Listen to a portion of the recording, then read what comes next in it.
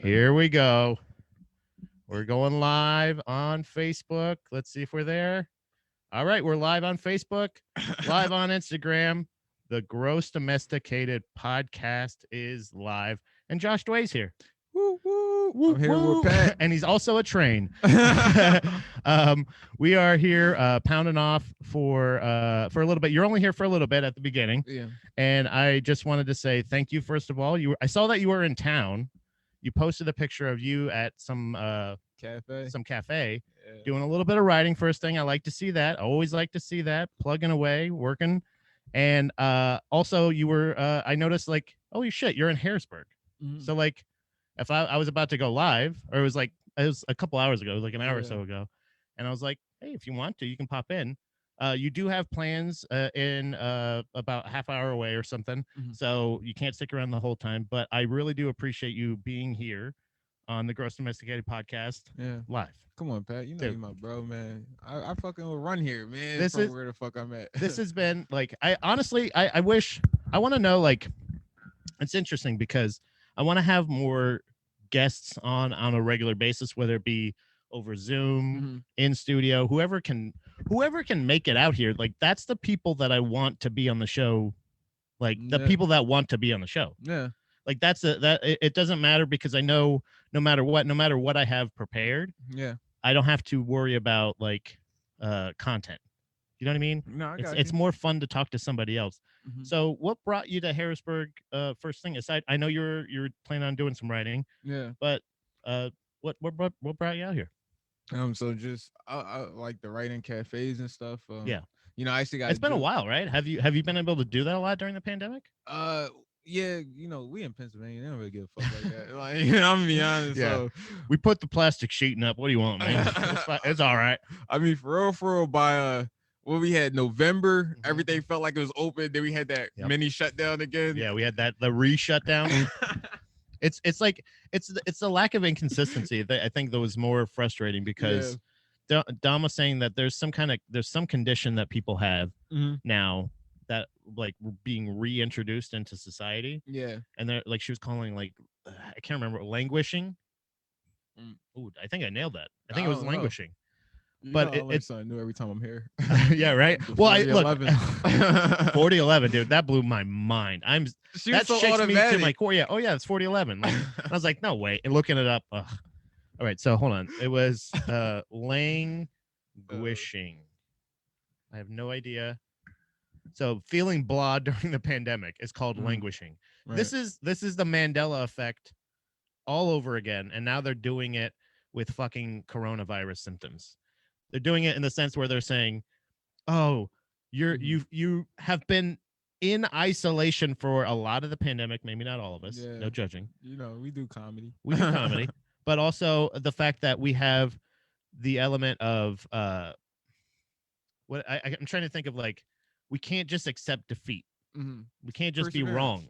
Yeah. You know what I mean? We can't just be feeling blah during, like, they just given a diagnosis to the word to the feeling of blah. You know what I mean? Like, it's not hopelessness, but it's like ordinary, you know, just like kind of like with depression, you know, it's not that you're necessarily sad all the time. You just can't get the feeling of being happy. Right. And it's kind of like it's an inconsistency in your mood. Right. Like, I get that. And that's part of it too, but it's also like, it's almost like if you're saying, like, oh man, I'm having a lot of arm pain. And it's like, well, you have a broken arm. You know what I mean? Like, if you have a broken arm and you have a lot of arm pain, it kind of adds up. If you're languishing and you've been in, or most of the people you know have been in isolation for over a year, like, I think there's cause and effect. It's how do we get out of it? We don't need to fucking name the issue. We just need to find out how to get out of it. And there's like no social interaction in between, like curbside delivery. Like, I can't even talk to my DoorDash driver. It's crazy. Like, I've even thought about it, like, you know, blessed be, I have not been pulled over during the pandemic, but I thought about, like, what the fuck, my panic when a cop is walking up and I'm trying to grab my mask. He's thinking I'm hiding something. Then he's like, oh, that's justified. I can pull you. I can get a K9 unit in here. You know what I mean? Like, You're a few shades too light I for th- that to happen, well, you'd be but surprised, buddy. I got pulled over for eating Wendy's. So this is what? Rashard Brooks? no, this was a situation. This was a situation where I was driving home from the Church of Satire, Okay.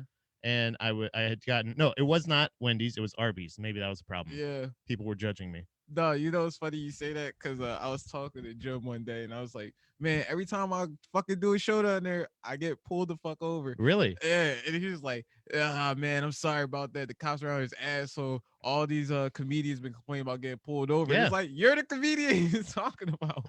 You know what? I just thought about this. Jim might be a cop. Yeah, right. He might be a fucking cop. It happens too automatic, right on point. Like, You ever notice like he's got a vape thing, but he's like, oh yeah, I got a vape thing, but he's never like, yeah, you know what I mean?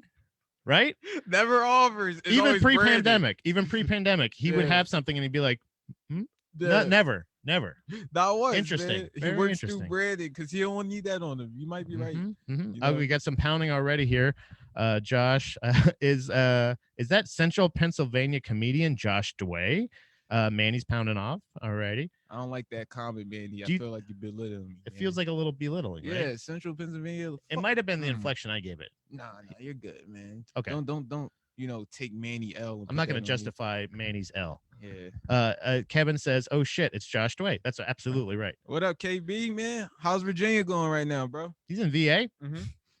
VA, we're talking to you from PA. How you doing? This is just the beginning of the show because Josh's got to go a little bit. I wanted to see which one you would like, because I don't think you're going to be able to talk about all of these things. Mm-hmm. We have a failed heist. Okay. We have a ghost fart. Okay. Or we have Lego houses. That's all. That's the only description I'm going to give you for all three of those things. Mm-hmm. You pick one of them, and we can go over that story. All right. The one that I want to pick is really dependent on, do you still enjoy paranormal shit? Yeah. Dude, not only do I enjoy it, I live for it. Is that a thing? I guess. Is that cap? Yo, Is that cap? No, ain't no cap. Ain't no cap there. Straight facts. All caps. All caps. Ooh. Does that mean a lie? Yeah, that means all lies, bro. That's like Kobe Covington, man, right there. Oh yeah, that is all all cap. Dude, I will say this. I found a very specific wormhole that I love right now.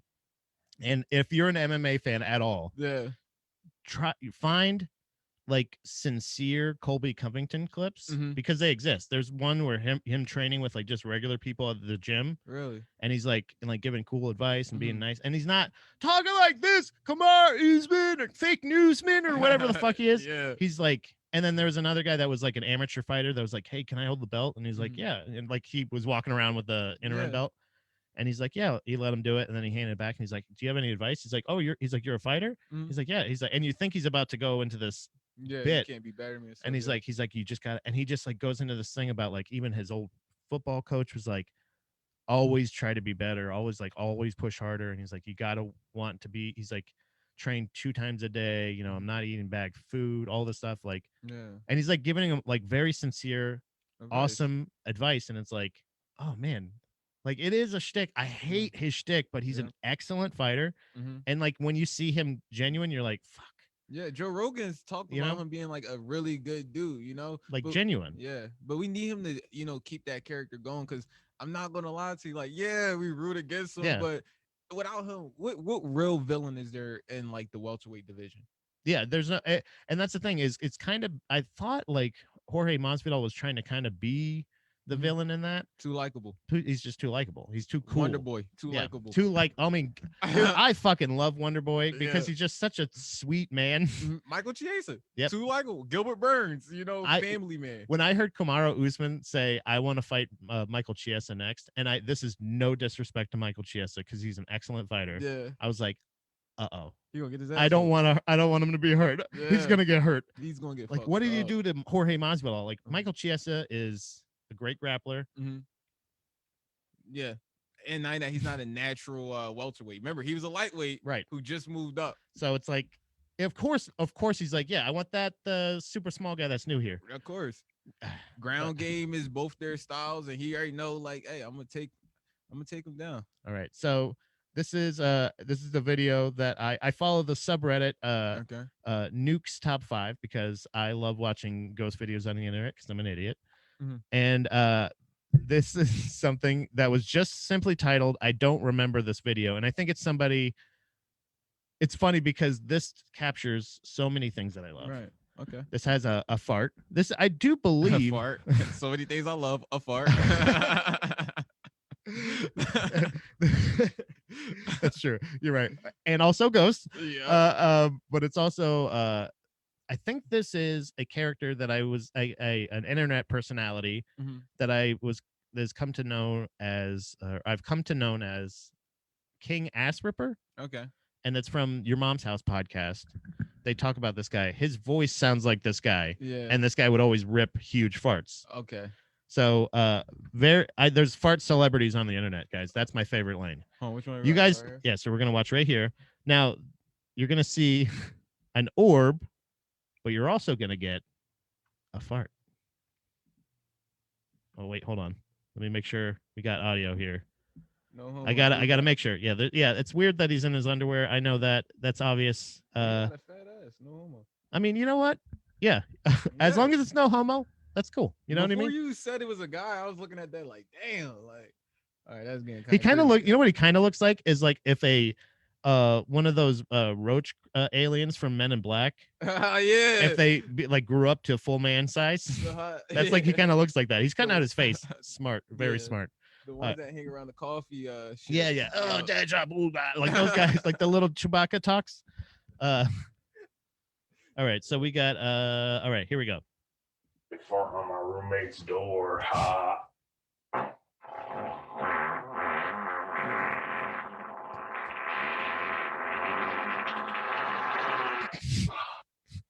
Wait. Did you see it? On the left side of the door frame, barely visible. Did you see the orb? Now this touches on a lane that I've been talking about, and I've tried to turn this into a bit a couple times of I don't know about ghosts really, because you see him in like, oh yeah, you see him in TikTok videos, you see him on Facebook, on YouTube, fart videos, right? But you never ever see a ghost in the background of a porno. You don't ever. You don't. I've never seen one haunted. I've never seen an orb. I've never seen, and I was like, is there a lane there? But I'm like, or is it like this guy wants views? So obviously, this is a real fart. There's no lie. On camera, a white translucent mist-like shape slowly creeps into frame. It's like a paranormal version of get the fuck out of there. That's just like he got out of here so quick. Like, the ghost was in the door. Like, oh no! Like, because you hear him say at the beginning of the video, let's time this right. You might be right. The ghost might haunt this room, either this room that's in there or this door, because you hear him. I'm gonna fart on my roommate's door real quick. They fart on my roommate's door. Ha. And then. And the ghost is like, I'm gonna fucking out of here. You see that? Yeah, the moment you hear I'm a fart, he's like, all right, I'm gonna watch my roommate's door. Comes from Ha. right here. Dude, that is very astute ghost watching. You would be a great ghost hunter. Do you want to be our what was his name? Remember Ernie Hudson? He was in the Ghostbusters. Did you watch the Ghostbusters? No, not necessarily. Oh, come on, Josh. You just said last night you were old enough to have a landline. Yeah, I know, bro, but I didn't have cable. You know what I'm saying? You know, I don't like this. You know what, Josh? You haven't seen the Ghostbusters? You have seen it though, right? Yeah, I just don't remember it, you know. I can't remember his name though.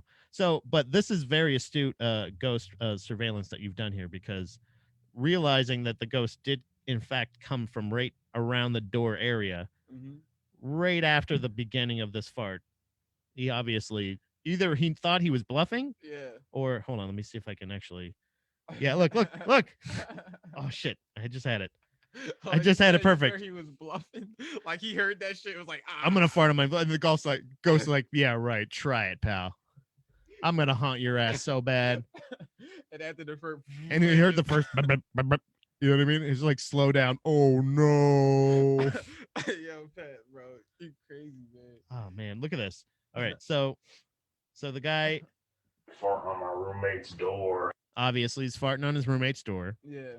This is Ghost Fart Friday, Casey. Thank you very much for pounding off in the comments. Casey's in there. Hey, what's up, Casey? So okay, it looked like right where I just paused it. Mm-hmm. He's coming right from up here. I'm assuming it's a male ghost. Yeah. I don't know why. Oh, and he's just like, "Fuck, I'm out of here." Bro, just like the SpongeBob meme. All right, I'm gonna head out. Yeah, the stand up thing. Yeah. That's fucking. So I don't know if this is. It seems like the algorithm has finally gotten me. Mm-hmm. Like this Reddit, whatever this was, showed up this morning. It was like when they open up the briefcase in Pulp Fiction. It just shined on my face. I had this feeling. I wanted to, I was, first of all, I'm overjoyed that I get to send a podcast that I'm a fan of, right?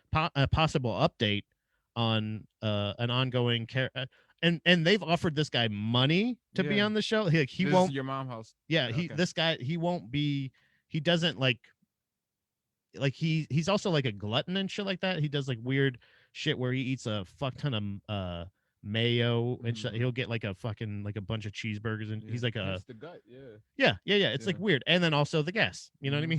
So if you want to be a fart celebrity on, oh hey Lemaire, if Lemaire, if you're still here, pound off real quick because I got a video that you may want to watch.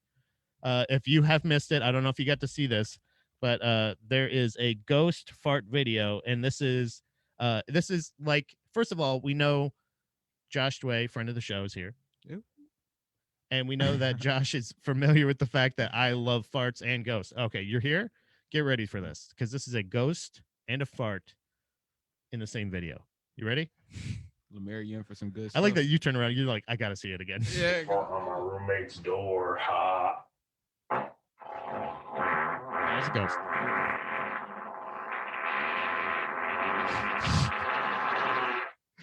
Did you see it? On the left side of the door frame, barely visible on camera, a white translucent missile shape slowly creeps into frame. I think what cracks me up the most is like how much satisfaction the guy farted is getting from it. Yeah. And the ghost is like, nah, bro. Yeah. This is like the fact that, but okay, so be honest, Josh. I'm being honest. Have you ever farted on a door? Nah, I had. Really? I farted on a pillow to intentionally get some like pink eye, but really? Well, that is terrible. I like it though. Bro. Did you bare butt? You bare butted it? No homo. Nah. I ain't bare butt. I should have. Okay, so that's how you're gonna give somebody pink eye though. I feel like there is a hold on, let me get the full screen back up on this. I gotta find the mouse. Bam. But no, they there's a level there's a level of skill to I call it like almost like you're ventriloquisting your farts. You know what I mean? Yeah. And this is I want you to try it because if you're maybe a fart aficionado like myself, just try to like try to react differently. You can push your cheeks in, get a different sound, right? Yeah, I think opening it is like then you get that, you get that little pool ball pocket. Yeah, when you six and it doesn't hit the sides, right? It just goes, it just goes right down. Oh yeah. That's what you want. Almost like somebody dropping an armful of shoes. You either want that, like something like a barrage. Yeah, like a nice build up like that one was. And that and you're saying like how satisfied he sounds. Like, man, that was satisfying to hear too, low key. The sound, I would at some point I've actually stopped because I was worried about like like a fart waking my wife up, like in another room. Okay, but I've practiced a couple times. You put your butt flush on that door, like not your hole. Yeah, you know what I mean. You don't have to like. Yeah, we're not savages. Yeah, you don't have to like get like Vaseline out or anything. There's no tools needed. I mean, that's dedication. Plant your butt on a wooden door or one of those hollow doors or something like that, dude. Holy fuck! Or what's the name of those like doorknobs that's kind of like diamond? Well, it's not. You know what I'm talking about? Like those old. Everybody grandparent got it. Yeah. The kind with the where the doorknob always falls off. Yeah, like, always falls off. Yes, and then it's like the long spike and. Yeah. Hey, do you? I'm just old enough, If I swear to God, Josh, if we were not doing a live show, and I would walk you out when you had to leave, and I would tell you that the front door of this house Is- has the inside knob always comes off, okay. and I have one of those spikes Get on the this fuck- house here. Dog, so that should just hit home for you. I'm That's telling like you. it's like you It's never thought it was nostalgic. gonna come up. It's like nostalgia here, and I farted on that door so many times. I feel like I'm always the guest that kind of like somehow get to the most intriguing shit that like the DoorDash story, you Oh my know, God. or the bananas and stuff like that. You're Now the always a part doorknob- of big news on GDP. I try to be, man. When the fucking headbands coming, man? The headbands. Yeah, remember? Oh fuck, I forgot about that. The bandana. I still haven't designed it. I put it out to my design team, out in the chat. and it hasn't come back yet, but I'll actually, you know what? I appreciate you reminding me. Yeah. See, again, you're definitely the most associate of all associate producers. Thank you, man. I try. I look up to Trevor Monk, so I'm trying to be the Oh. next ass pro just like him. Yeah, he's an ass pro too. Yeah, Hell he's yeah, an ass dude. pro. Lemaire says that this is a very intriguing. Did he fart the ghost out of existence? Oh, Did he like ghost bust him? yeah. That's a fucking He good go- perspective. He didn't crap dust. He didn't ghost bust. Yeah. He ghost dusted. The other day, but who ghost would it be? Like, who ghost is? First of all, let's think about the trauma that ghost has living in that man's ass. And you just said he eats all types of crazy shit. Yeah. He eats like seriously. He'll get like a cheeseburger and put like almost like a jar of mayonnaise on it. It's like, God damn, I don't like that shit. Yeah. I'm not a weirdo. I don't think that. I think that shit is gross. I just Right. like the farts. Thank you very much. Okay. Pat. What? Also, I have a question, right? Mhm. So the ghost, let's say he was in his ass. Okay. That means he had multiple times to leave, whether it's through the shitting or another fart. Yeah. How What- is this his bar? Yeah. That's a good point. you Okay. know? You're right. You're right. So yeah, he didn't. Okay. So he definitely didn't fart him out of his Mhm. butt, but maybe he farted him like kind of like like instead of the laser beam coming out of the thing Mhm. was like get out of here. He cast him out. He Yeah. cast the demon out. He knew that was the one. He said, demon, I say, I fart on you. Have you ever seen the farting? Okay, look, I know all the fart clips. Yeah. Just Google farting preacher on YouTube. Mhm. It's to me, there's different series of them, Yeah. but it's just basically where they just superimpose farts into an existing clip of a preacher Yeah. who's like doing that. He's like, I feel you, Jesus. I do like this shit, and he's like, oh yeah, and he's like, but there's a number on the screen, and he's Yeah. saying, hey, if you give me money, you'll be saved. It's cool if you just Mhm. give me money, but it's him going like this, and he's like, that's how it happens. Mhm. They just put in a fart. Yeah. It's to me, when I first saw it, I legitimately thought Mhm. it was a preacher that nobody was laughing at. Mm. You know what I mean? Like they were like, no, our preacher just farts, and I was just like, guys, you're not getting this. I was very new to the internet, Mhm. but now, Now that you just that get clip it. still brings me so much joy. It's Knowing in that my it's real. it's always in my history. It's like the Irishman. It's like anything else. I'm always watching that. Yeah. I should We all probably got wa- our save meme collection that, just Yeah. lift us up. Oh, I love it. Mine's is it's like this video of this Sill smacking his buddy and his belly. Oh yeah. And it's making like it's like Netflix, are you still there? It is like someone's daughter. It's Sill. Yeah. There's things where it's like that's a like when somebody fucking nails that. I really truly enjoy it. We actually a friend of the show, friend in general, Alan Massenberg actually Oh, yeah. like had somebody I guess steal one of his douche memes. Yeah, I saw that. And I was like, and I'm sure that's happened a lot before, but this guy literally superimposed his face. He didn't even make this make his own picture. Like right. and like that was to me, that was fucking crazy to see that. The Church of Satire shared that.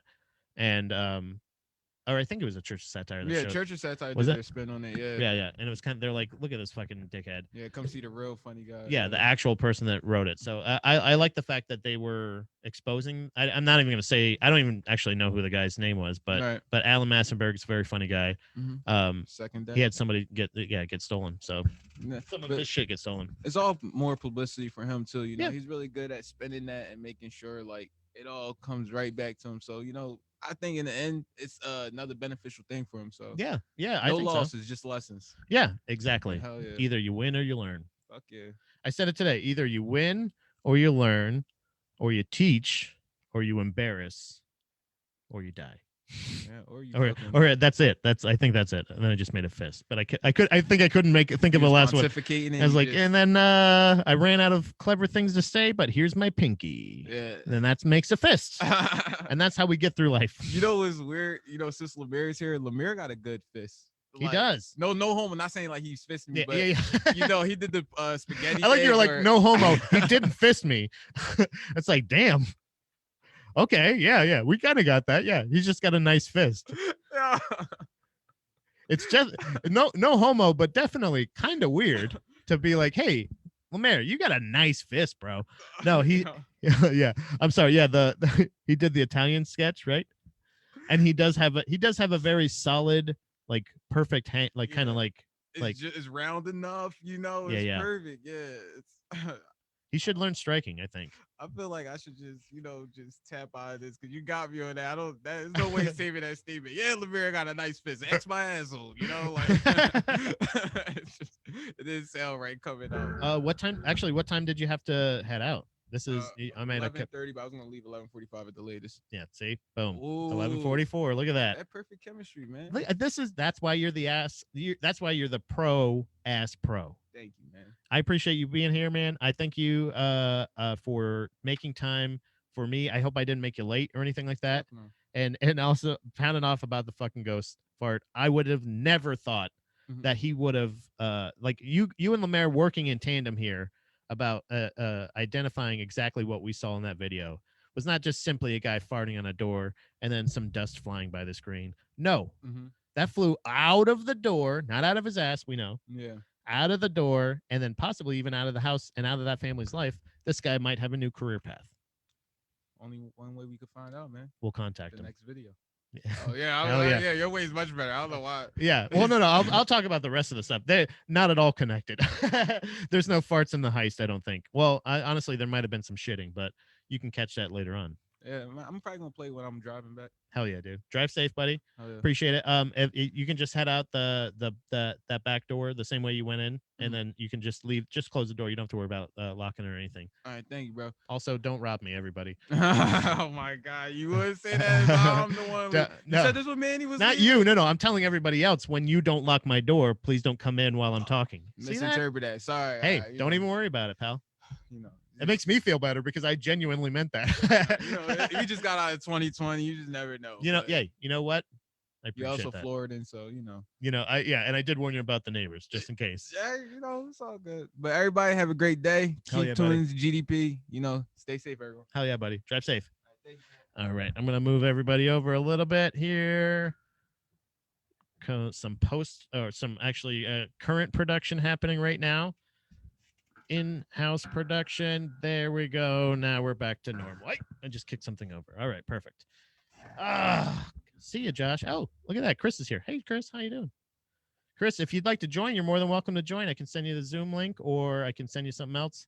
You know what I'm saying? Maybe a dick pic. I'm gonna be seeing Chris this weekend. Is it this weekend? Yeah, tonight. Wait, is it tonight? No. God damn it. I wish hold on. I have a paper. Hold on a second. Pat's really good at plugs. 21 and up. All right. Yeah, there we go. Front Street Station tonight. That's going to be with Zach and Manny. That's in Northumberland. I don't know where Northumberland is, but if you're in the area, you should come out to the Front Street Station if you're 21 years old or older and you have $10 to spare. Tonight at 8 p.m., you can see myself, Manti Santiago of the Fales County Anywhere podcast, Zach Hammond, and also somebody else. Yes, tonight. Well, I have the flyer somewhere too.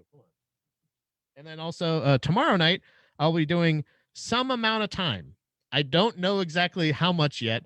I know Gary was having a little trouble possibly with people that wanted to be on the show or couldn't be on the show. He did not specify at all who any of the people were. I just saw him posting about having trouble filling time on his show that I was already coming to do a guest spot on, that he invited me to come out. So I will be at the J&P Winery. And also, hold on, where we go? Boom. All right, J&P Winery at 7:30 showtime. Tickets are also $10 online. I'm assuming you cannot get them at the door, but I'm probably $10 there too. But Alan Massenberg's going to be there. Jim Bryan, Cody. I think Karen's going to be there, but I don't know for sure. I believe she is, and also this guy James Camacho, and then somebody else. I think it's changed the line. I think he's having a little trouble because I think the lineup has changed a couple times. So I don't know exactly, but you can catch me there. I will be doing some amount of time. You can catch that. Yes, Chris William will be there. God damn it. Huh. Here we go. I'd love to join, but I got a rain check. I took a day off, and I'm gonna out running errands. All right. Well, hey, you're more than welcome to join on Instagram too. You can literally join in there, audio only. But hey, who cares? I don't fucking care. No, I'm just joking. Yeah, Chris William, Manny, Zach, and myself. Man, that's a fucking great show. Honestly, for $10, any one of these comics, any one of us, I feel like is at least worth a $10 like headlining set, or like let's say like 20 to 30-minute set. But I will be there tonight, and then also the JMP Winery tomorrow. So catch me there.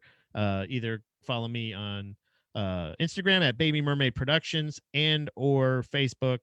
You can go to the Gross Domesticated podcast page and or my page, Pat George. Also, let's see. Karen's here. Karen says Manny is going to sneak in and steal Stanley. I don't think so. Oh, wait, that's right. Manny lives close and he knows the door is unlocked and he's in the fucking chat. Manny, please don't steal Stanley. Please, I need Stanley. We need him. Also, woohoo! On that show. Hold on, she's got a little excited spelling here. Hold on, let me try this. Woohoo! I'm on. I think she says that show at the winery too. So yes, Karen is on that show. So catch myself, Alan, Jim Bryan, Karen, Cody, I believe is still on it, and some other people. It's going to be a great show. Also, I guess while I'm talking about it, May 11th, I'm going to be at the Rec Room. We're going to be doing work on sets, longer sets, basically a longer open mic set that's kind of booked. That's something new that Ron's trying there. It's going to be a lot of fun. May 11th and the 18th, I'm going to be there. So 2 weeks in a row, I'll be doing longer sets, 15 to 20 minutes out at the Rec Room. And on the 22nd at the Cherokee Tap Room in Danville, PA, I'll be doing comedy. I got a very busy comedy month, and it's really cool to have that again. I know Manny was bitching about it a little bit, but it's a good problem to have. It's a little bit of a humble brag, I think. But I think Manny is happy to be busy again, at least with honestly something that he's truly good at. And honestly, I'm really happy to see that like we're having like regular shows again, like on a regular basis, where I'm like this week. So much so that it's kind of it's not just like, oh, it's keeping you busy or whatever. Hold on, got a message from Chris here. No one. Yeah, there's a I think there I thought Chris was messaging about the show, sorry. But there's a lot of fun to be had this weekend. I forgot what I was just talking about, but who gives a shit. Yay, Manny. Yeah, Manny was bitching about doing a lot of comedy, but I think it's one of those things that like it's kind of like, oh, it's a good problem to have, you know. And I think that we can hold on a second. The other thing that I felt like was a little bit targeted, in my opinion, today that I was looking through. Enough about comedy shows. No more about comedy shows. All right, guys. Stop talking about it. No, there was I was looking around as I do usually on the Reddits and whatnot, and there is a thing that I saw. It's one of those like it's almost it's like the little snidbit clips or whatever that say like this is I don't know how to pronounce any of them usually, but this is I think Unilad Tech. I don't know what that means exactly, but and I don't know how these would hold up to like weather and all that stuff. I need to do a little bit of research here.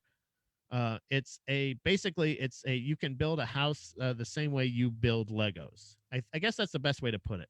So you're not really saying, oh, I'm building a house out of Legos, but that's the only way I could explain it. They're like these blocks that, here, I'll show you. Let me bring it over to the big mean screen Okerlund, and I will show you guys what I speak of. All right, so they're these blocks that look like they're made of wood, and they straight up shaped like gigantic Legos. All right, I don't know if we need the music really, but there we go. You can build your next house just like a Lego set. So the company that created the Lego block homes is called Gablak. Gablak. Hey, Gablak. The thing I like about it is the blocks themselves are insulated and they fit nicely in the top of each other, on top of each other, just like a Lego. It's just straight up like. So I again, I don't know, like they're lifting them pretty easily. So I don't know how much like heft there is to it, how well they hold up to weather. They don't go into a ton of detail on this about the blocks are super eco-friendly and super easy to make. Cool. But are they super weather resistant? I don't know where they're building this also. But like you just straight up like you just build a gigantic Lego home. Obviously that's they'll protect you from giants. Yeah, exactly. I was thinking that is the best that is the greatest joke right there for that. I was trying to think of like, how can I make the stepping on Legos joke? And I was thinking like, yeah, giants. Yeah. I couldn't get there. You got there. I've been working on this for like an hour. I've been working on trying to get a joke, and you got it in like fucking 2 seconds. But they'll protect you from giants. Yes, that's a very good point. I don't see any, like, I see the door. Obviously, this is going to be the door frame. You still have to, I think, pour cement probably for a foundation. There's still some construction shit. You still need a man to help you, is what I'm saying. I would still need a man to help me. But I would be able to build a house straight up. How like I'm excited about. When you show me like one of those big blue papers and it's got all the white lines on it, and there's like, oh yeah, you can put a foundation, you can put load bearing, blah blah blah. I don't give a fuck. When you start putting it in Lego speak, I'm on board, brother. This is what I'm going. I love this. I would. The only thing I ever made with Legos was either this sounds fucking crazy, was either just solid cubes, just fully like just perfect solid cubes, or towers, or houses. Always houses. So it was especially because it's sounds Scandinavian, and that's where giants are from. Ooh, that's a very good point, Chris. See, you even know the science of giants. Hold on, we got Clopoke here, co-host Clopoke. How you doing, Chloe? Let me get your mic. There you go, baby. How you doing? You doing good? Here, you want some headphones? What's up, Chloe? Tell the people how you feel. Oh, really? Hey, baby girl. Chloe's here. So hold on. I want to make sure we got no chats here and Facebook. I had to use the same browser window. Okay, there we go. Chloe, you look good on camera. Not fat at all. The link shows what the bricks look like. Yeah. They look like. Yeah, I'm showing you what the blocks look like. See? See the guys putting the house together? Chloe, do you see this? You want to live in this house? I was starting to lean towards, believe it or not, and it's not just me bragging because of my weight loss, but I was actually looking into tiny homes for a little bit. I think me and Dom are on a different page as far as either owning a home or anything like that later on. But she's been watching the show. Fuck. It's something. It's like I always call it just a Spanish style remod. That's what I always call the show. or that's what I say. Are they doing a Spanish style remod, or is this a European drop roof? I don't know. I don't know terms. And she just watches all these fucking. It's a show basically where this couple, like just remodels homes, and then or they help up a couple people buy a house, and then they say like, okay, we can do this much. They just do all the work for you. And she's like, yeah, I want to do that. I was like, no, I think you want to have that done for us. When we have to do all that shit, that's going to be fucking hard as hell. And I don't know if we can afford to have, that. That's a lot. And I know, again, like I said, as far as building a house, no matter how much, no matter how easily I can change my oil, no matter how much I know about tools or the names of tools, I don't know the names of tools. I may know how to use it, but I don't know what the fuck it's called sometimes. A lot of times. You know what I mean? There's still aspects of like of manlyhood or competency that I have not achieved. So I don't have that level yet. But building a home, so like Dom's like saying like, yeah, we need to like even remodding a home.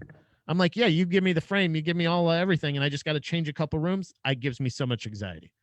Oh, we got to redo the electrical outlet. I don't even like screwing the cover of the electrical outlet on the thing because I'm like, this is metal, that's metal. There's electricity here. You know what I mean? I'm that dumb when it comes to it. But when you go, here you go, Pat, want to build a house? Do you remember when you were sitting in a very air conditioned room in Florida? Yeah.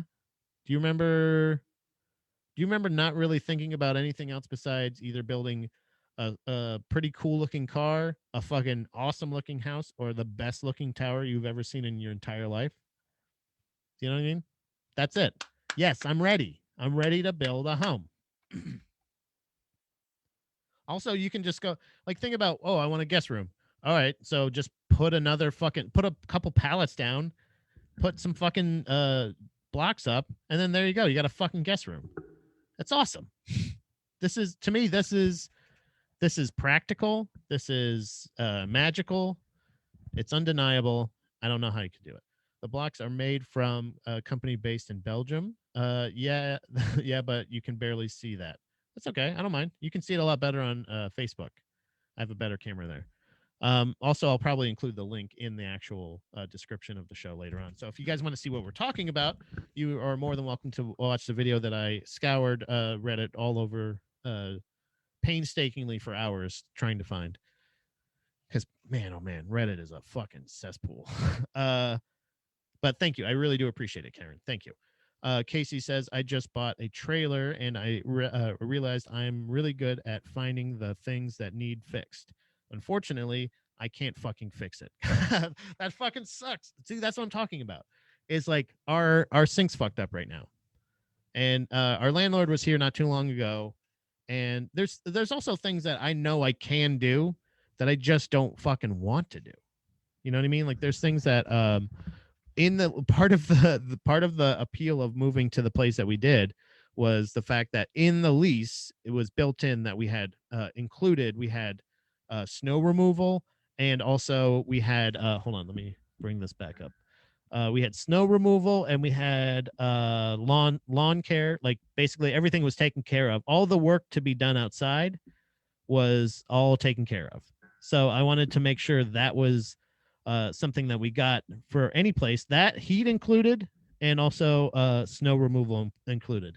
Now the snow removal part kind of fell through, and that ended up working out to be not that big of a deal because I don't really give a shit about. I don't mind shoveling snow as much as other people, I feel. So I don't mind that. But one thing I do not enjoy is yard work. I don't fucking like doing yard work. I don't like mowing lawns. I don't fucking like weed eating. I don't like gardening. I don't kind of just like if I'm going outside to do something, I would like to do something I like to do. I don't want to go out. So some people do. And also this is probably another aspect of it. A lot of the places we've been lived, either if we did have a lawn, like we didn't own it. we don't own it. We don't own this place. We don't own any of the houses that we've rented in Florida or anything like that. So, naturally, it would be that like maybe that's I don't have that like kind of sense of pride. And not that people like the guy here, our landlord here is not necessarily somebody that's like, you need to fucking make sure it's green or anything like that. It's got to be perfect or anything. There's usually been a tenant that lives downstairs that's like the deal with them. He would be like, hey, part of the deal is you got to mow the lawn for the whole place and you got to do the thing for the whole place. That's been the thing. So when we don't have a tenant down there, we don't obviously get those services. So that kind of comes down to it. He just doesn't want to have to drive down to his property that he's renting, that he doesn't want to have to worry about, to like just exclusively mow the lawn. Makes sense. So, excuse me. Oh my goodness, I had all that time with a guest, and I did not drink hardly enough liquids to soothe my voice. Plus, Chloe's still here. Chloe, why don't you take the mic? Come on. Talk to the people a little bit. Say words. Why aren't you talking? Oh, you almost headbutted the fucking mic, you dummy. Oh, my goodness. And if you want to see Chloe live being a dummy, you can do that at the Gross Domesticated podcast page every Monday, every Wednesday, and every Friday from 11 a.m. until 1 p.m. Again, 11 a.m.-ish, depending also if Josh parked at the wrong house when he came in. He was like, I got a message. He said he was on time. Everything was fine. But when he pulled up downstairs, he's like, I think I'm here. And I was up here in the studio. And so I was like, oh shit. And I went down and I looked in the driveway and I didn't see a car. I didn't see him at the door. I didn't see, I was like, oh shit. And I ended up I found him. He was on he was parked across the street at the other house. And he's like, hey, which one is it? And I wanted to tell him, I joked with him after he came in, like, because he's I don't know if he actually was or if he's just joking, but he said he was just trying doors, and he's like, which I don't think he was, but I think I was like, don't worry about it, like that family that I said they're black, they're cool, like you don't have to worry about. But I said, my neighbors that are connected to us have kind of hassled Manny a little bit.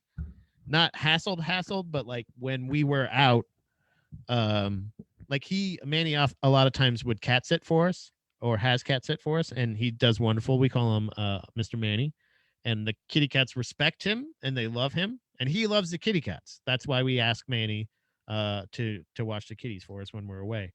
And I always try to let my neighbors know, hey, I have minority friends that don't necessarily just look like you and me. And because there's been I think they've asked him. He showed up one time for a podcast before Dom and I had come home from the store or something, and I was like, oh, just we'll be up in a second, we'll let you in and everything. And which I appreciate. I do appreciate it. And I think it was just because it was a stranger. But I very rarely do people come up to our back door, like people, unless they're invited. Much like the metaphorical back door, let's say, on your body, as well as a literal back door on our house, are the exact same thing in the scenario. It's invite only. So if somebody's coming up to our back door, they probably know us, or admittedly, maybe they're trying to rob us. I don't know how often that happens in the broad daylight, that somebody would be that exposed. And but either way, I appreciate them looking out for the house. I would like to believe that there was positive intent involved, and they wanted only to say, hey, what are you doing here? You don't live here, I don't think. And which was true. In that fact, it was true, but I always let them know now. So I was going out to meet to let Josh in, and I made sure that after he parked in our driveway and started walking up there, we had one of our neighbors was in their backyard, and I said, hey, buddy, how are you doing? It's great to see you. To say, look, he's my friend. We're friend. They're very nice people. I don't mean to demean them, but that was a situation where I was like, man, come on. I don't want any fucking, because as soon as that happens, then they're going to want statements from people, and they're going to want people to talk in interview. I'm seeing it happen all over. And I'm I I'm not, I feel like if they say like, hey, so, what happened here? And I'll just go like, oh boy, I would like to still assume positive intent. And I feel like once that's consumed in I understand sometimes. We saw Shane we saw Shane at the Comedy Zone. We talked about that I believe on Monday this past weekend. Um and and there was during the show, it's a late show, and if you know anything about going to a stand-up comedy late show, a lot of times they are attended by people that have already had started their night. They've already started the night. Not that you can't have drunk people at other shows, but it's the majority of the crowd have kind of already, like, they're already fucked up a little bit. And sometimes they try to help the show. It's not always heckling. They're not always upset. They're just drunk rambling, and it's something like that. So I get it. But and there was a couple that were, and he kind of interacted with them, and again, it was funny, but also I can see how it's distracting as a person who has dealt with that before. It's not always the most fun to go like, okay, now it's your show. It's, you know what I mean? Like, he's got jokes he wants to work on. He was being respectful. He was being respectful, but there was a time where he said, like, I can't ask you guys to. I didn't actually even really. I got it like eventually, but I didn't get it at first. But I guess the people were, I think, black people, and that was. He's like, I can't really ask you guys to leave. You know what I mean? Like, that wouldn't look great. And also, like, I don't want you to have to leave. Like, I don't. If you're just a little too fucked up, and I don't want you to have to lose your whole night because of that or whatever. But if you're not having a good time or whatever, like, I don't want to ask you to leave. Like, and I'm not gonna have you kicked out. I'm not gonna have you pulled out of here against your will. But there was at one point where he's just like I know, I know exactly. And the only reason I'm sharing this is because I know I'm empathizing, is the fact that, like, when he asked at one point, he was like, I tried to think of a compromise because they just kept interrupting, and he's like, wow. He asked it and then immediately was like, man, I can't ask that. He was like, could you maybe, I can't, like, would it be weird to ask you to sit in the back? Maybe, like, you can continue to talk. He's even saying you can continue to talk, but can you just do it in the back, because it's distracting the performance. And if it's not even, it was like they would talk and he'd go, what's that? And, like, to say, like, all right, well, I guess we'll do a little crowd work. And it was like they would clam up, and it's just like, you're just distracting right now, and you gotta. So but he realized immediately as soon as he said it. That's what I feel like I would deal with if something happened. They're just like, what happened here? Like, I would say something that would incredibly enrage, like, a percentage of the people that I don't want to have to interact with those. You know what I mean? I appreciate a nice intimate audience. A lot of times I've heard people complain, stand-up comic friends of mine, not necessarily complain, I guess that's not the best word. I don't mean it to sound demeaning, but like, or dismissive or anything, but the fact that people would say, uh like, oh yeah, there's only two people there or something like that. I've had some of the best shows like, some of my funnest times that I can remember. Like, when people say, like, oh, there's only two people there, I always go like, oh man, that's fun, because they're willing participants. Like, even though if there's like three or four people at your show, like, especially if it's a paying show, like, people had to pay. I feel weird about that. The only time I got over it pretty quick, but there was a time where I was like, man, it's kind of weird that there are two people here and they both pay like $15 a ticket to see the show. I'm not saying that it's not worth the $15, but it seems less worth it when they're the only two, when it's basically it's really a $30 show and they're funding it. They've completely produced this show now. They are 100% of the budget of the show, these two people. So it, not that it always even ends up about them. I've done, I'll do jokes, but it's just so, it's in, that's the best way to put it. And even GDP, something like that. We're not getting fucking, millions of subscribers, fucking pounding off a million times. But the people that pound off, the people that are here, willing participants, are the people that I appreciate the most. The peeps, the people that listen to it after the fact, the people that rate, the people that review, the people that share, all that stuff. Like, that's what it is. Like, that's I feel like kind of how it's supposed to be. That's what I loved about the Midtown Scholar shows. Yeah, exactly. Thank you. Chris is pounding off in the chat here, and Baby Mermaid Productions on Instagram. That was the thing of like, of it. It's just it. That's kind of the appeal of it. I guess I always took it as, holy shit, 5 people are here. Cool. I can. That can be my set if I want it to be. Really. And maybe that's people that I know I had a lot of anxiety. Maybe that's how I develop my crowd work to where I'm comfortable with it now. But there's a lot of that time where I was really uncomfortable talking to them. But it always came down to like, oh, this is fun. This is fun to just say like you and you and you, and still being able to play to the crowd and just kind of get a real-time assessment of society. It was my favorite too, when it was like, let's say like white married couple, you know, African. There's always at these shows. There's always one black guy or lady that like took some kind of different means of transportation. There was a guy at HMAC recently that we all thought was doing a set because he had like a notepad with him, but there was just one guy, black guy, just sitting by himself at a table at HMAC, the open mic that Ron hosts, and and we're just all like, hey, are you doing a set? Because a lot of times at open mics you don't want to do a like joke. You want to try to do crowd work, not always just like also comedian work. I don't want them to try to be funnier than me or something. I just literally want to talk to a human. I don't want to talk to a comic. I want to talk to a human.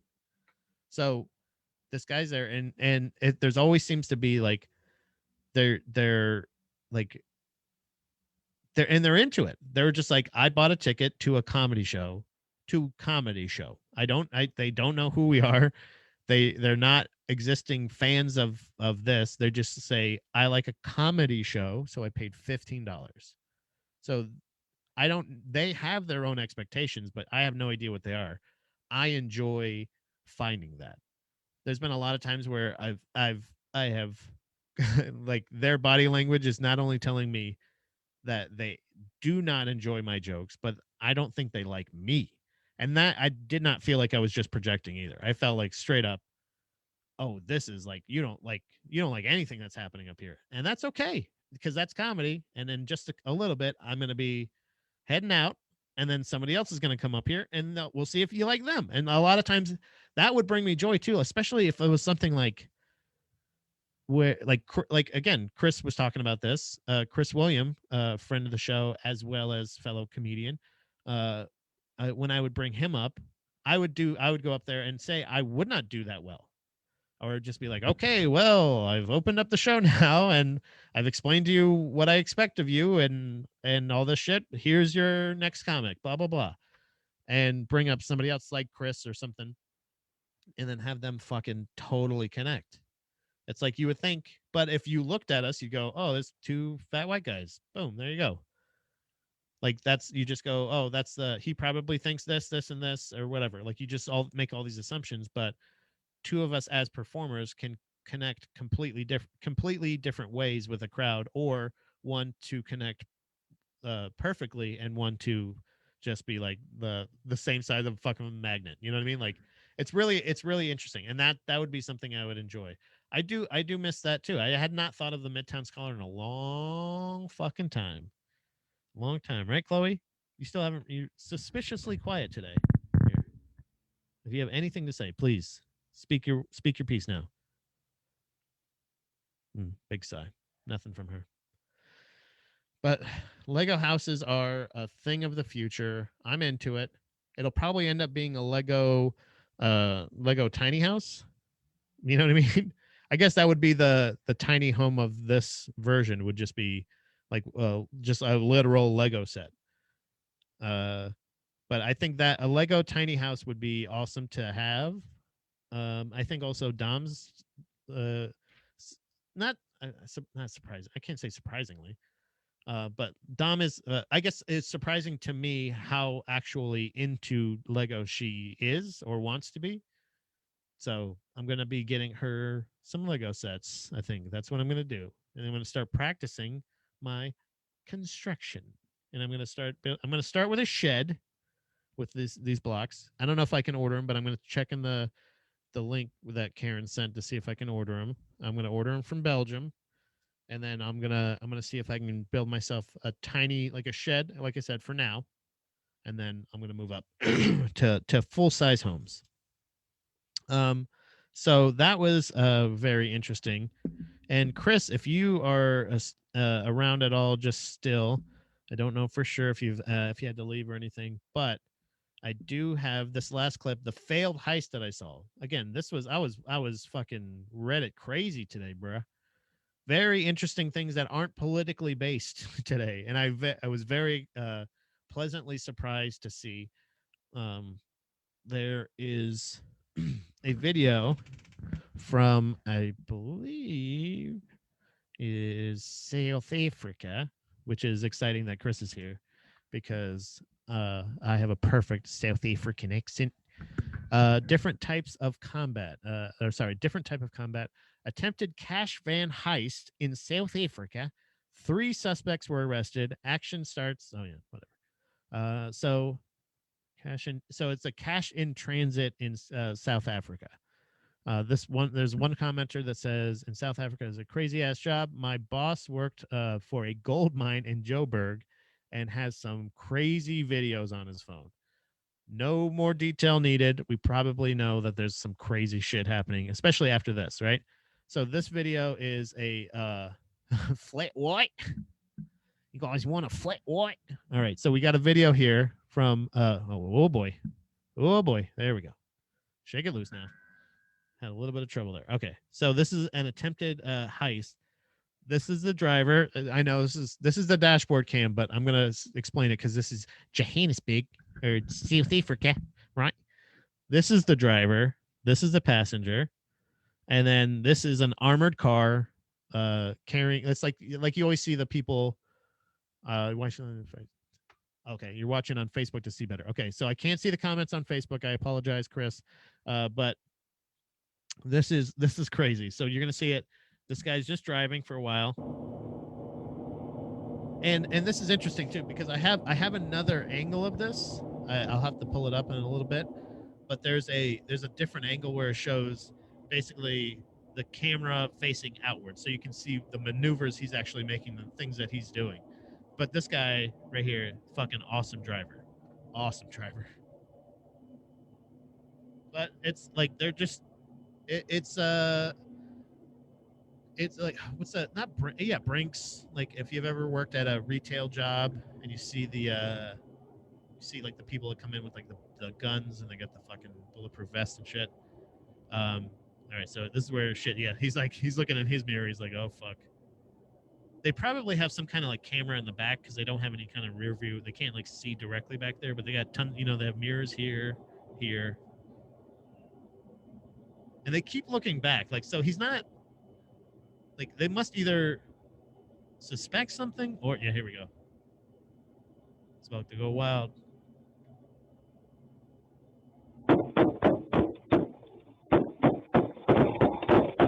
Oh boy. There we go. Look out now. Yeah. Get the gun. Get the gun. Look at this. This guy's just like, oh, all right, well, isn't it bulletproof in here? Can I shoot out even if it's bulletproof? Oh shit. He just handed him a gun. Oof.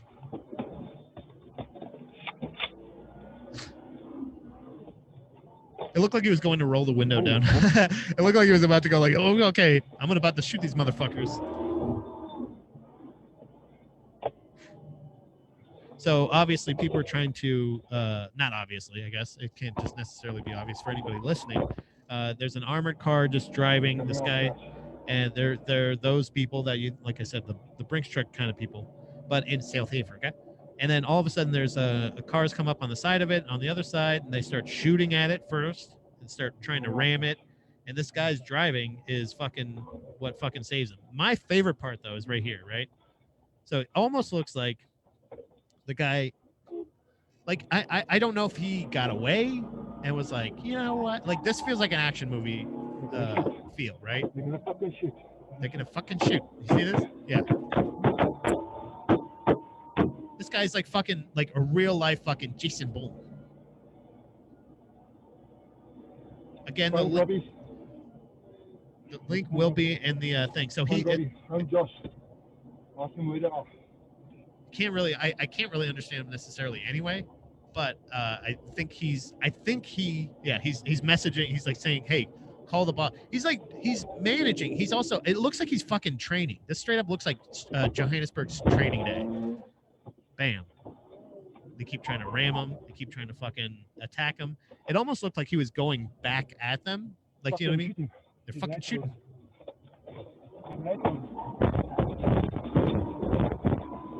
This guy fucking rules, dude.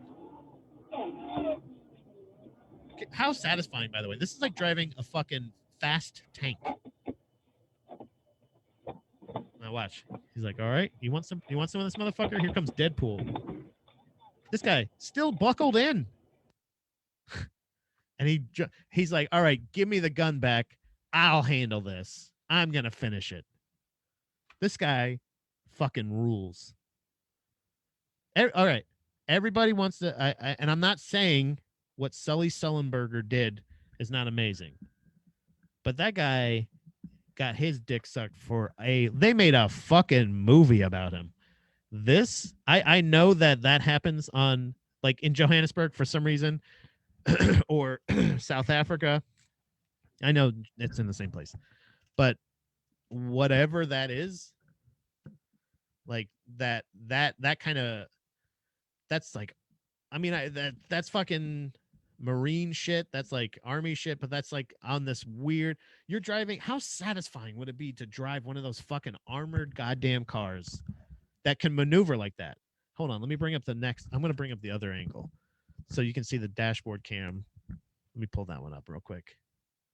So the second one I liked because like it showed the whole, I don't think this other video shows, I don't think this shows the, I don't think it shows the part where he gets out of the truck and starts shooting at the dude, but it looks like a fucking movie. It looks like them filming a fucking movie.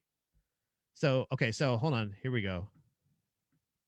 A new dash cam angle of failed heist shows Prince Lou's. So I guess this guy's name is Prince Lou. Oh, and he's got a fucking cool, weird name like that. No offense, no homo, or not no homo, I guess. No offense meant. Was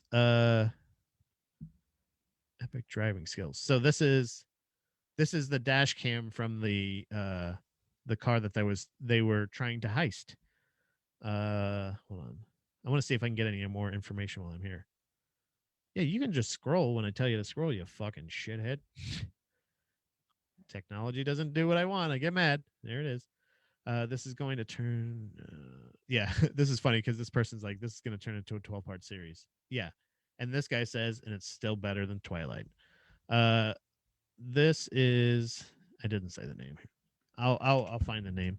But here is the different angle. Hold on. Bring it back over to the main screen. There we go. All right, here we are. Oh, come on, bitch. This is a lot of production happening today. I like it. This is fun. All right, so this is the road. This is what he's experiencing during this heist. I think there is sound, yeah. And then the picture-in-picture. So I think that guy's involved, but I don't know.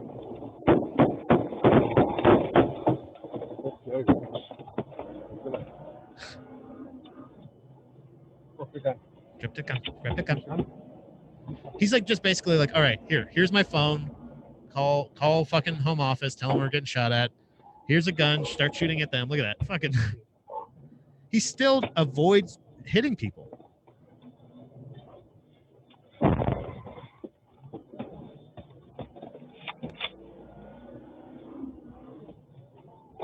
This guy fucking rules. Come on, you cunts. Okay, so I guess I was wrong. So I guess I don't know why that stops right there, but that's I guess maybe the part. So that's what I was saying. I think it looked like almost like at one point he's like, all right, fuck it, I'm gonna turn around, and he goes around and starts going back the other way. But it might I don't know. I want the whole story, and I do want all if it does turn into 12 parts, I want to see all 12. Prince Lou. That's his whole name, all one word. That's today's word of the day. PRINSLOO, Prince Lou. If that's his name, even better. Way better than Sully Sullenberger, right? All due respect to that man who saved all those lives. But like it wasn't it wasn't, you know, it was a fucking goose. You know what I'm saying? It wasn't necessarily a couple of trucks and fucking SUVs fucking trying to literally shooting at your car, and also trying to ram you off the road and everything like that. That was crazy. That was a somewhat organized attack, it looked like, but that was so fucking cool. It did remind me of the weird the like not I don't want to say it to sound like demean. I really don't mean it to sound in a bad way, but like how people were like the hero worship of like Sullenberger, like how long it went on and how they made a fucking movie and how they did all that stuff. But and apparently that shit goes on every day. I know movies are made about things that happen in Johannesburg. I've seen District 9 just like the rest of you. I've seen it. But I still think there's an element of that could be that's a cool fucking movie. This guy's life, Prince Lou, whatever this guy, make there you go. Make one documentary movie about this guy's life, because there's probably other video of less planned out heists that were not as exciting, that didn't go viral or didn't get posted by somebody. I'm sure we're probably not supposed to be seeing that. Whatever he's working for, if people are working for gold mines and all this other shit, like I did see Blood Diamond. Don't get me wrong, I saw, but I'm not somebody who's going to be. I think that whatever that guy's day to day is still way more interesting than most of the television, most of the reality television on like TV now. It is way more compelling, even if you didn't script it at all, or any of the Chicago shows, Chicago Fire, Chicago Fuckheads, or whatever, like whatever it may be, like NCIS, any of the CSIs, any of that shit. I feel like is all kind of like would be way less. First of all, way less gross. That's fucking cool as shit. And then how calm he kept during that whole thing. It's not as, and it's strictly over money. There's nothing, it's not like they're like, we hate your religion, we hate your race. It's not just a nice, clean crime. Just straight up, I want what you got. I'm going to kill you to get it. Or like they straight up totally fine. Just kill. They were like the fucking bullet marks. If you watch the video, you can catch it later on YouTube or Facebook at the Gross Domesticated Podcast page. You can see what we watched, and the link will be included in the description there, as well as the audio only. So if you guys are listening and you want to watch the videos, the links will be there. So, but you see, there's like bullet holes, or attempted bullet holes, because it's bulletproof glass. Bullet marks, bullet shot. Is it still a bullet hole if it doesn't go through? What constitutes a hole? I know we probably went over this with the Bill Clinton Lewinsky debates. What is, what the definition of is and all that stuff, but what really is a hole? Really? Is it something you can completely stick in there? Because you say your ear hole, but I mean, it becomes increasingly smaller, so then it's just more of an ear opening, right? What's the difference between an opening and a hole? Who knows? The name. That's it. Um, but yeah, I think there's bullet fragments right at like where his fucking head is. They were shooting at him. So he's already like he's angry, I would think, because they're like because he does call them cunts. Uh so I think he's a little emotional. He's able to control that, right? That's already one thing that I struggle with every single day, my anger. And this guy can still drive and not be visibly angry, even though people are shooting at his fucking head. So either he's so able to take himself out of the situation to be like, hey, it's not personal, it's bit the money, right? Or he's just that in control.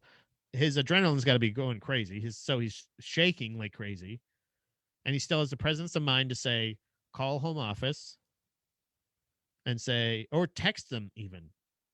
Not even call it, not even voice to text. He probably could have still driven like this and voice to text.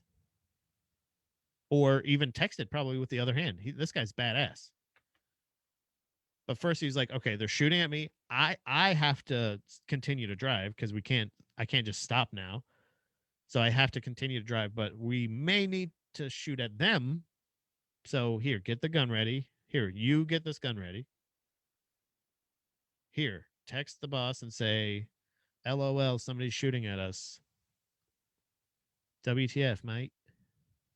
And then also try to outsmart somebody who there must have been a reason they attacked at that exact moment.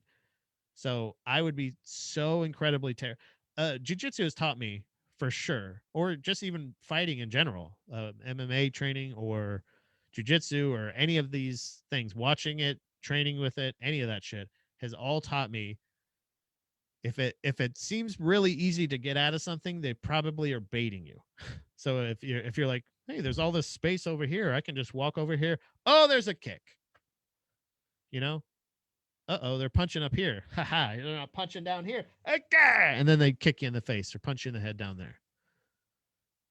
If you're in jiu-jitsu, they're like, oh, look, there's no pressure over here. I guess I'll just go ahead and scoot on. Uh-oh. Choked. Yeah, I'm not great at most of those things that I just discussed, but I think all of those things are very important to teach in this sense. Try to be as present as possible and to be mindful of technique and your training.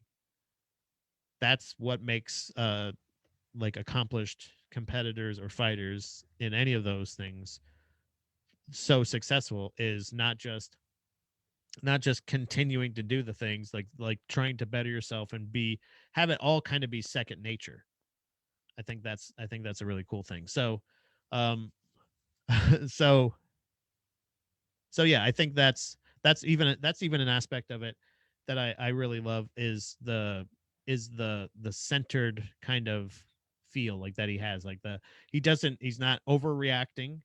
He's not even yelling, by the way. He's just kind of like muttering under his breath how he really just doesn't enjoy the fact that they're shooting at him or trying to and it's not his money. That's the beauty of this. I feel like this should be kind of shown. This should be something that is shown if you are somebody who owns a business or runs a business. This is absolutely something that should be mandatory to watch in your orientation of like, are you willing to give this much of a sacrifice? Because that's not his fucking money, dude. It doesn't matter. Like he gets a paycheck. He's trying to live for sure. But like they somehow built it into that job that your life is also equal to the money. So like and for him to still be willing. So he obviously does get paid enough to give a shit, but he also is going way out of his way to protect your money. So I just feel like there's a dedication here. This guy should be employee of the fucking year. If there is any of this, like if this is so humdrum and that it happens all the time, that's one thing. Maybe he's not, but maybe there's other drivers that are like, fucking, I do shit like that all the time. It's no big deal. or not even that, not that there's no big deal, but like, yeah, that's the job that we all hate it, but it's really good pay. I don't know. I cannot imagine that they have great benefits, or they do have great benefits, and that's why he was like, all right, now he looks like a stunt driver. I think that would be cool to see a Sully Sullenberger style or type movie kind of tribute to this guy, Prince Lou. A great name, love that name, and in general his driving skills or anything. He's like he looked like a real life Jason Statham. I can never say his name. Jason Statham's flip flops. That's going to be a vocal exercise. Jason Statham's flip flops. Jason Statham's flip flops. If you can say that, then you can do anything. Excuse me, Chloe. Anything to add? You got anything to add, Chloe? She's asleep. I do like that she's sitting next to me, though. That means she's not fighting with Stanley, and that's a win. So yeah. Did anybody else see what happened with the? I don't know if Chris is still pounding off in Facebook, or if he's in Instagram, or if he's anywhere right now. But I don't know. I would love to hear any take that he may have, because I learned of both Jake and I guess Logan, right? That's the other one's name. The Palsy brothers. I learned about them from Chris William, former co-host of the Buddha Boys podcast, as featured on this bumper sticker right here. He's a friend of mine who was aware of and knowledgeable enough of the Logans or the Pauls. I think it was the death tree, or the what was it? Something about a forest, suicide forest in Japan. Logan Paul or the Paul's brothers or something did something where they were walking through, and then they found a body, and they're like, holy shit, there's a fucking body in suicide forest. It wasn't news. The people felt disrespected or whatever, even though you're the fucking person who killed yourself in the forest. We had many conversations about it on the show, which I believe are still available online.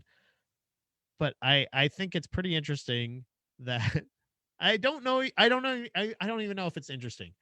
I have never thought that I would ever say this, because I have always kind of been pretty neutral with the Paul brothers. I do kind of think they're douchebags, and I don't give a shit. But I don't really like actively hate. I don't seek them out to hate them. But when they enter my world, that's when I have the opportunity to hate them, or I have the opportunity to be like, I don't really give a shit about what they're doing in this case. When it was the Ben Askren, Jake Paul fight, I was somebody who the whole time was saying, like, I have seen how Ben Askren boxes, like in general, just like his boxing. I'm not saying anything about his athleticism. I'm not saying anything about his competitive how he competes, anything. But I will say that if it's a pure boxing match, there's no fucking way that he's going to beat Jake Paul. It's crazy. I honestly don't think there's a chance in hell. So I don't understand why that was. I know it's not going to, ultimately it's not going to be a bigger event, but the fact that the other Paul, Logan Paul, the younger Paul, I believe, is now fighting, or is scheduled to fight, Floyd Mayweather, who is one of the best in the entire universe. I would, or at least, I don't know. I honestly don't know. From what I've heard, one of the greatest. What I've seen, one of the greatest. Also undefeated. So I would have to assume one of the greatest boxers ever to do it is fighting a person who has had a couple of boxing fights, matches. When it was Conor McGregor against Floyd Mayweather, everybody's saying, like, even at that time, everybody realistically was going, yeah, there's no way that Conor McGregor is going to win unless he can get a lucky shot. Like there was like that, like, and I guess the same scenario exists here, but I don't see any scenario where Logan Paul beats Floyd Mayweather. Unless a disqualification, is there some kind of thing there where like, but I don't know. Anyway, there was an event, a very much coordinated face off and some kind of, because I think everybody was even still like, yeah, we all want to see Logan Paul get beat up, but like this is kind of like, this is just, it seems like downright, I'm going to pay whatever the pay-per-view cost is to strictly just watch Jake Paul. I'm going to pay $60 or $70 or $100 or whatever the pay-per-view is, because most likely people will pay that just only to watch Logan Paul get the shit beat out of him for as long as the ref will allow it. So I think it seems like that's what that is. But Mayweather is a bitch, ducked fights to protect his record.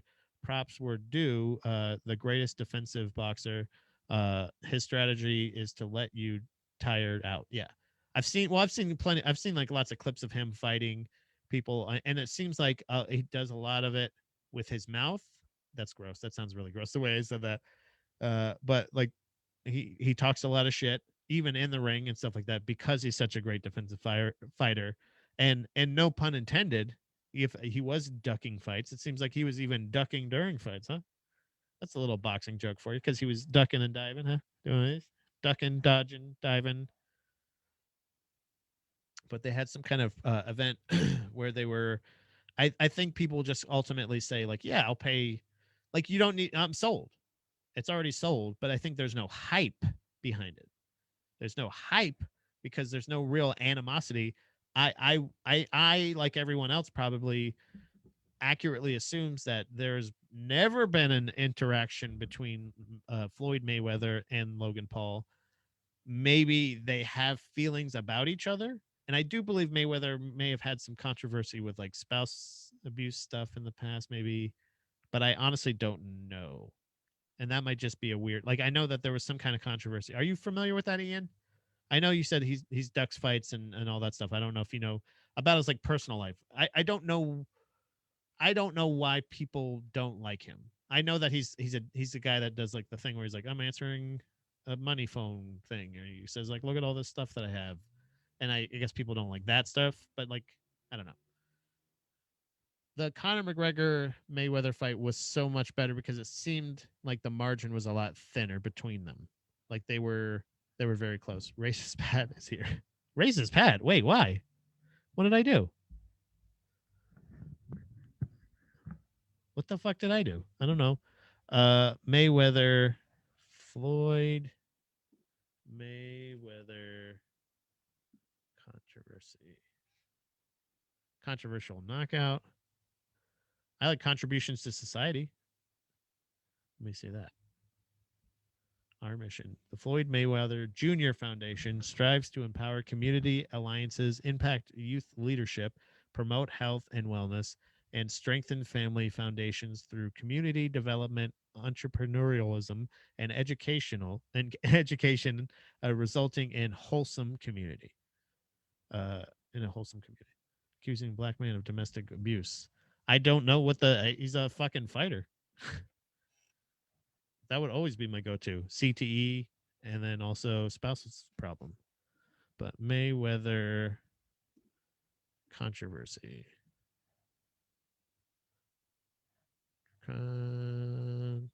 Controversy.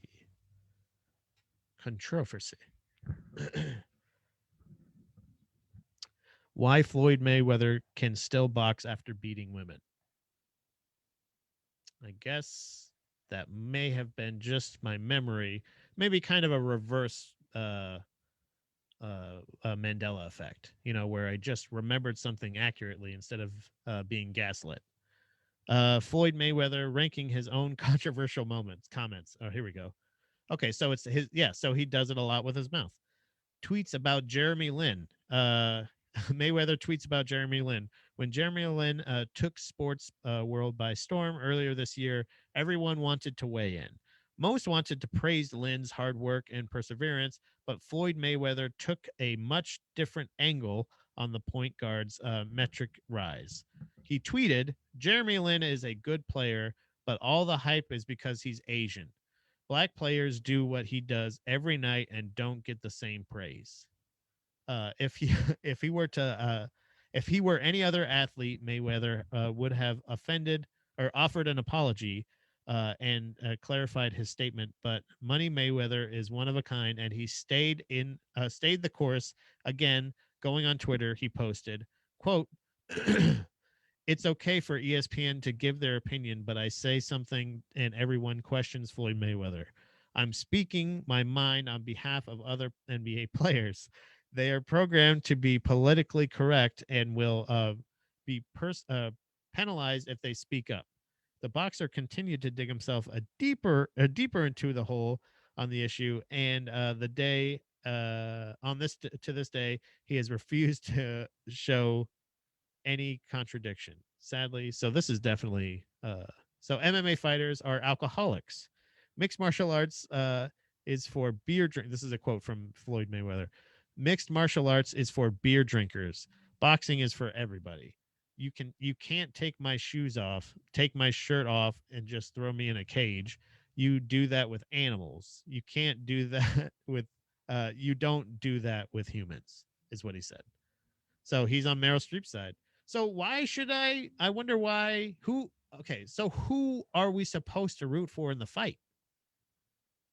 I guess that's the issue. Is who's the villain?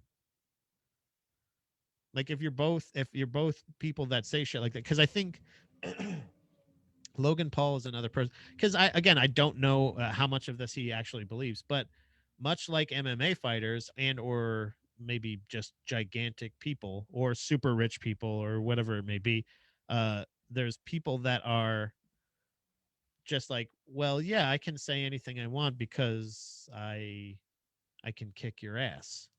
Like there's an element of that I I don't agree with it. I'm just saying. So it seems like maybe I may not be the racist, but maybe possibly he could. Making some pretty interesting statements here. Larry Merchant doesn't know boxing. I don't know who that is, so I'm not going to go into that.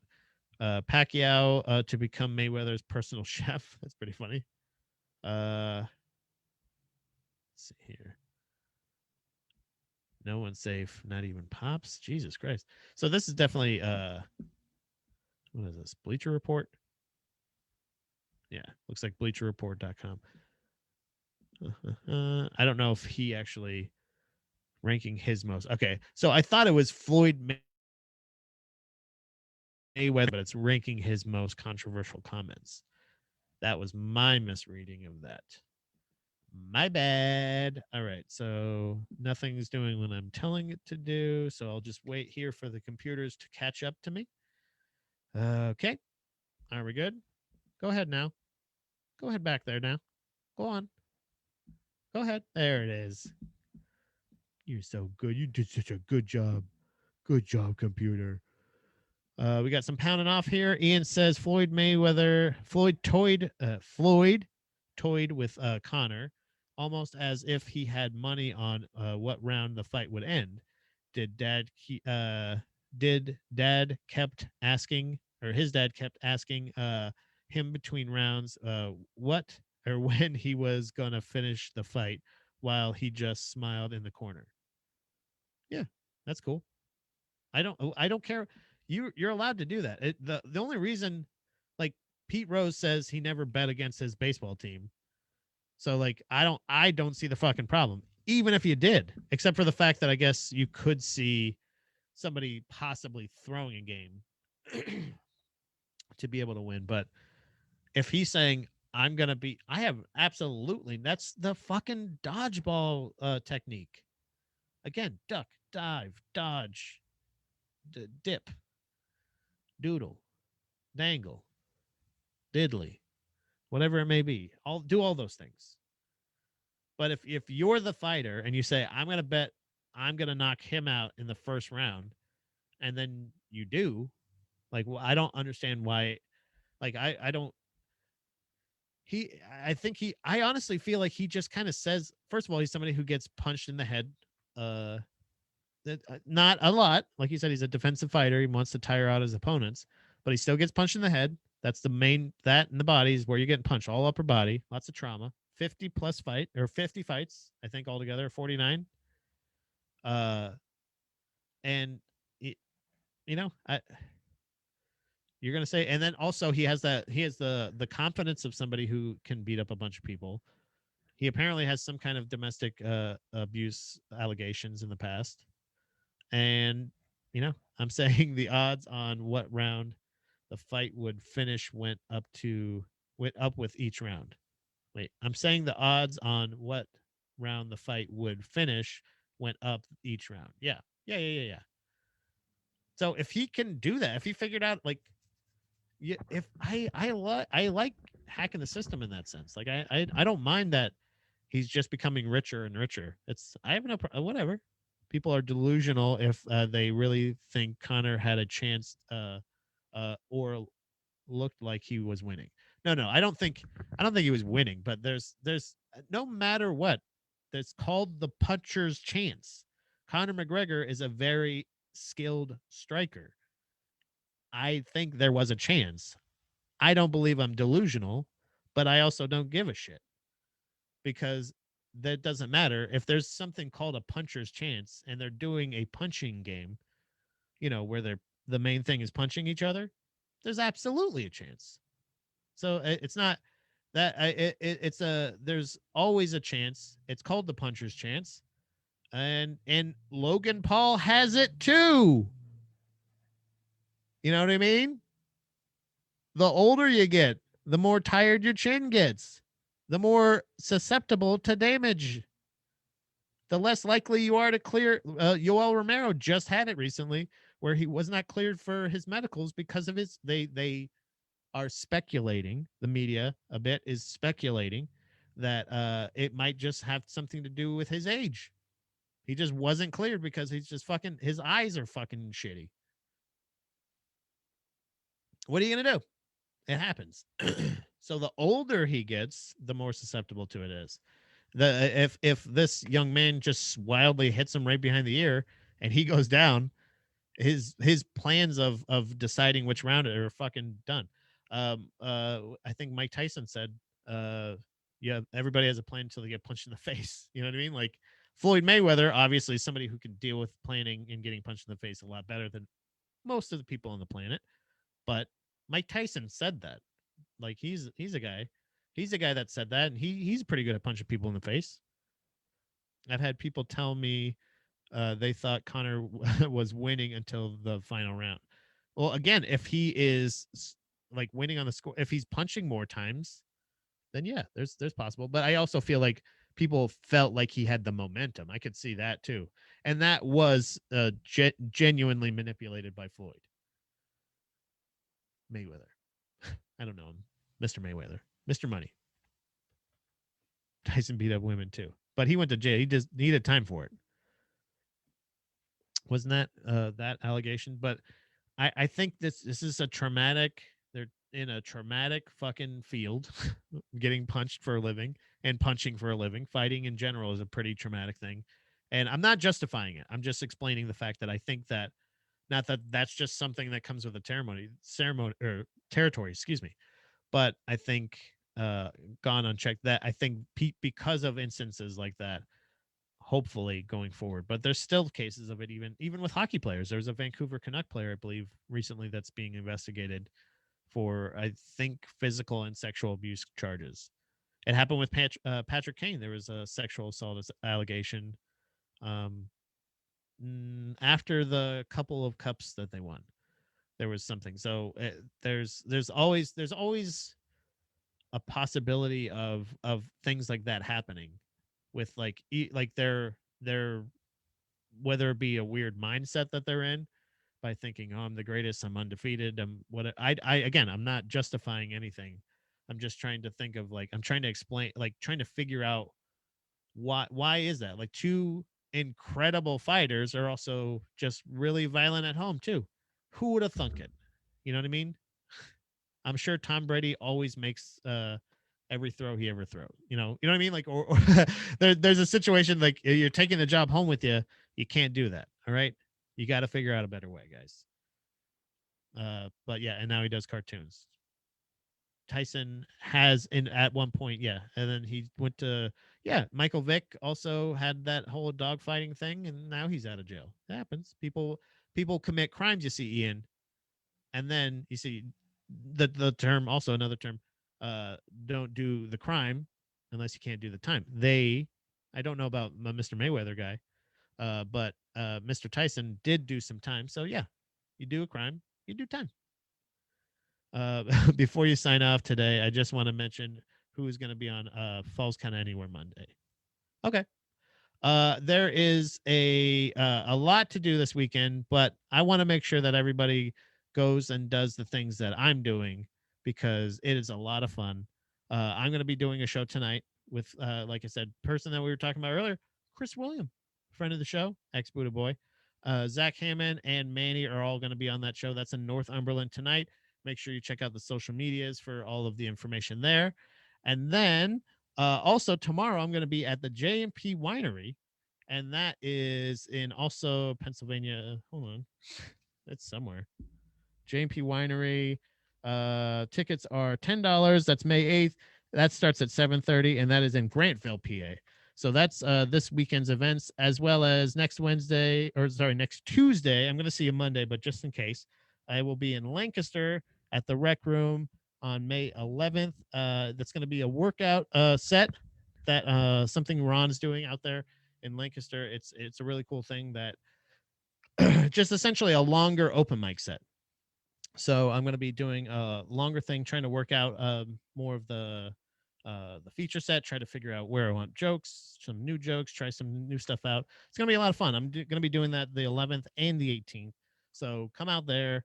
It's an open mic. There's going to be an open mic before that, so you can check that out anytime, any Tuesday, I believe. That's Tuesday at the Rec Room in Lancaster. Sign-ups at sometime 7:30? 7? And it starts at 7:30? Or starts at 8? I don't know. Maybe ask Ron Kane. Ron Kane, friend of the show, fellow peep and pounder. Ron Kane, original Ron's going to be there. He's the host, or he's the father of that mic. I think Trevor hosts that one. Also check out the DNR podcast. That's him and Damien. Damien has a hernia right now, and he's wearing his vest that's apparently keeping his insides inside. So I love you all, and I hope that you guys have a wonderful weekend. Please just come see me do comedy and hang out. I'm going to be eating comped food, and I love you.